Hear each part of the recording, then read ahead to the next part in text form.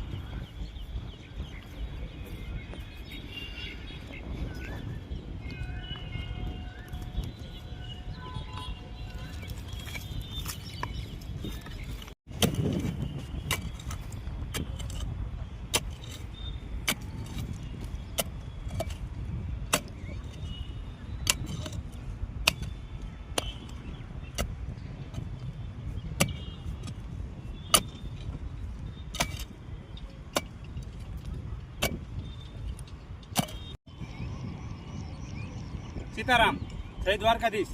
Animal સેવા Bhavnagar YouTube ચેનલમાં આપ સર્વે મિત્રોનું સ્વાગત છે. હું હાર્દિક ચૌહાણ ભાવનગરથી. આજ રોજ આપણે જે શ્વાનને 4 દિવસથી સેવા આપતા હતા શરૂ વરસાદે તેને આજે ડેથ થઈ ગયું છે. તો તેને આપણે હિન્દુ શાસ્ત્ર મુજબ અંતિમ વિધિ કરવા આવ્યા છીએ. તો અહીંયા તમે જોઈ શકો છો કે અમારી આજુબાજુમાં કેટલા શ્વાન પણ અમારી સાથે આવ્યા છે અંતિમ વિધિમાં. એટલે તમને હું અવશ્ય કહીશ કે તમારથી ન થાય ને તો અમારો સંપર્ક કરો, જેથી કરીને આપણે કોઈ બી અબોલ જીવને બચાવી શકીએ. સીતારામ, જય દ્વારકાધીશ.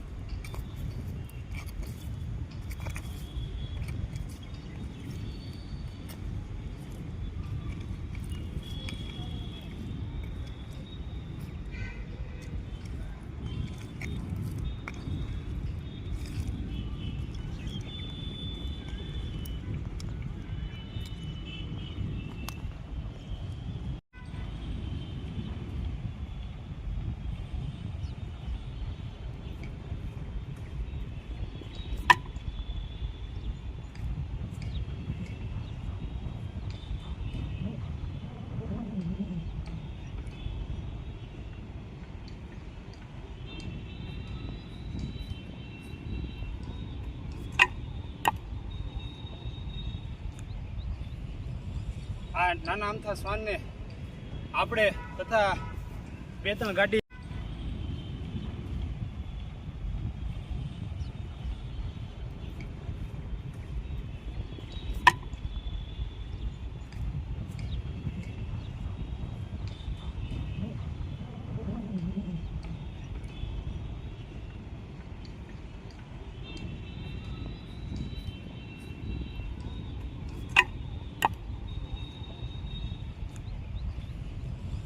આ નાના અમથા શ્વાનને આપણે તથા 2-3 ગાડી બોલાવીને આપણે ખૂબ જ બચાવવાની પ્રયત્ન કર્યો હતો, પણ તે શ્વાન કમનસીબે બચ્યું નહીં.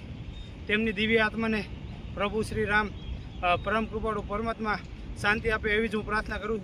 તમને લોકોને ખાસ કહેવાનું, તમને ઘડી વારાઘડી કહેતો આવું છું કે તમારા વાહન થોડા ધીમે ચલાવો, જેથી કરીને કોઈ બી આવા અબોલ જીવ મૃત્યુ ન પામે. કેમ કે તમને રાડો પાડીને કહેવું પડે છે કે આવી રીતના થોડું ધ્યાન રાખો અબોલ જીવનું. આપણી માટે તો સૌ આવશે, પણ આ શ્વાનનું શું, આ અબોલ જીવનું શું? સીતારામ, જય દ્વારકાધીશ.